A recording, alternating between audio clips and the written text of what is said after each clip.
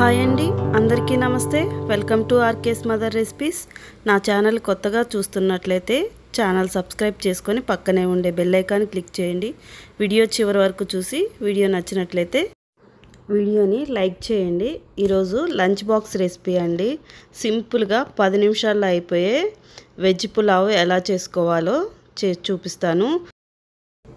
ఇది చాలా సింపుల్గా అయిపోతుందండి. అండ్ టేస్టీగా కూడా ఉంటుంది. పిల్లలకి అన్ని వెజిటేబుల్స్ ఈ వెజ్ పులావ్లో చక్కగా అందించవచ్చు. మనం వాళ్ళకి మంచిగా వెజిటేబుల్స్లో ఉన్న పోషక విలువలన్నీ అందుతాయి.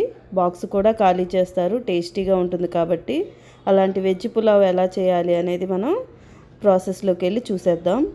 ముందుగా కుక్కర్ తీసుకొని కుక్కర్లోకి 4 టేబుల్ స్పూన్స్ ఆయిల్ వేసుకోవాలి. అంటే ఒక గుంత గరిటె ఆయిల్ వేసుకోవాలి. తర్వాత బిర్యానీ మసాలా కూడా ఇందులోకి వేసుకోవాలి. చూడండి, ఇవి వేసుకున్న తర్వాత 1 నిమిషము పాటు వీటిని స్టవ్ లో ఫ్లేమ్లో పెట్టుకొని వేయించుకోవాలి. తర్వాత ఇందులోకి కట్ చేసుకున్న ఉల్లిపాయ ముక్కలు 1 కప్పు వేసుకోవాలి. చక్కగా ఈ ఉల్లిపాయలు లైట్ గోల్డ్ కలర్ వచ్చే వరకు వేయించుకోవాలి.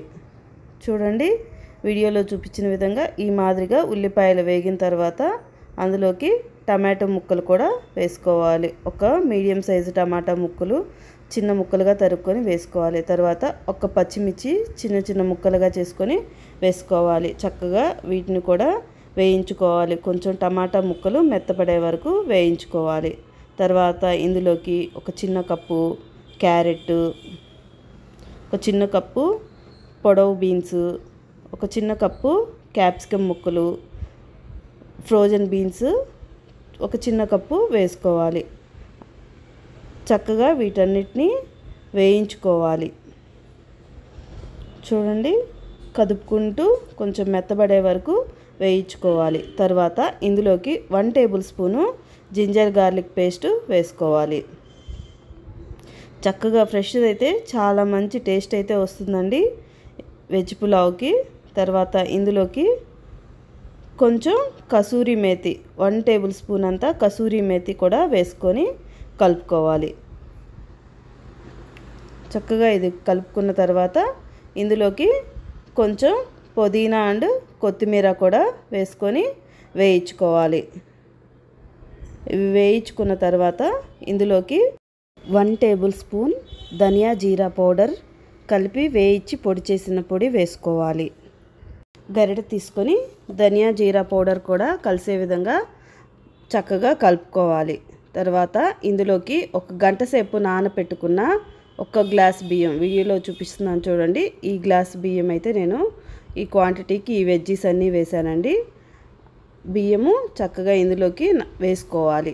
తర్వాత ఈ బియ్యం విరగకుండా చక్కగా గరిటె తీసుకొని 1 నిమిషం పాటు ఈ బియ్యం కూడా ఇందులో కలుపుకొని వేయించాలి. బియ్యం కూడా విరగకుండా 1 నిమిషం పాటు వేయించటం వల్ల అన్నం ఉడికినాక పొడి పొడిలాడుతూ మెతుక్కు అతుక్కోకుండా చక్కగా వస్తుంది. 1 ఎసరైతే పోసుకుంటున్నానండి. 1 పావు కప్పు ఎసరు తగ్గించి వండుకోవాలి, కుక్కర్లో వండుతున్నాం కాబట్టి. తర్వాత రుచికి తగిన విధంగా సాల్ట్ వేసుకోవాలి. ఒకసారి గరిటె తీసుకొని రైస్నంతా కలిపేసుకొని సాల్ట్ సరిపోయిందా లేదా అని చెక్ చేసుకొని, సరిపోకపోతే మళ్ళీ కొంచెం సాల్ట్ వేసుకొని కుక్కర్ని లాక్ చేసుకొని 3 విజిల్స్ వచ్చే వరకు కుక్కరు హై ఫ్లేమ్లో పెట్టి ఉడికించుకోవాలి. 1 నిమిషం పాటు సిమ్లో పెట్టుకొని స్టవ్ ఆఫ్ చేసుకున్న తర్వాత మొత్తం ప్రెషర్ అంతా పోయిన తర్వాత కుక్కర్ విజిల్ అనేది తీసుకోవాలి. చూడండి, నేను కుక్కర్ విజిల్ తీసి చూపిస్తున్నాను. తర్వాత చక్కగా అన్నం చూడండి పొడి పొడిలాడుతూ భలే బాగా వచ్చేసిందండి. చూడండి, ఎక్కడ అడుగంటుకోవటం కానీ అతుక్కోవటం కానీ లేదు. చక్కగా పొడి పొడిలాడుతూ టేస్టీ వెజ్ పులావ్ అయితే 10 మినిట్స్లో అయిపోయింది. పిల్లలకి లంచ్ బాక్స్లో దీనికి కాంబినేషన్గా ఏమైనా గోంగూర చట్నీ అలా ఉంటే పెట్టచ్చు, లేదా చక్కగా పెరుగు చట్నీతో కూడా సర్వ్ చేయొచ్చు. చక్కగా నేనైతే ఇక్కడ పెరుగు చట్నీ రెడీ చేశానండి. పెరుగు చట్నీతో పాటు వెజ్ పులావ్ అయితే సర్వ్ చేసేస్తున్నాను. మీకు కూడా వీడియో నచ్చినట్లయితే వీడియోని లైక్ చేయండి. మీ ఫ్రెండ్స్ అండ్ ఫ్యామిలీ మెంబర్స్కి షేర్ చేయండి. మీరు ట్రై చేసిన తర్వాత మీకు ఎలా కుదిరింది అనేది కామెంట్ రూపంలో తెలియచేయండి. ఇప్పటివరకు ఛానల్ సబ్స్క్రైబ్ చేసుకోకపోతే ఛానల్ సబ్స్క్రైబ్ చేసుకోండి. Thank you for watching.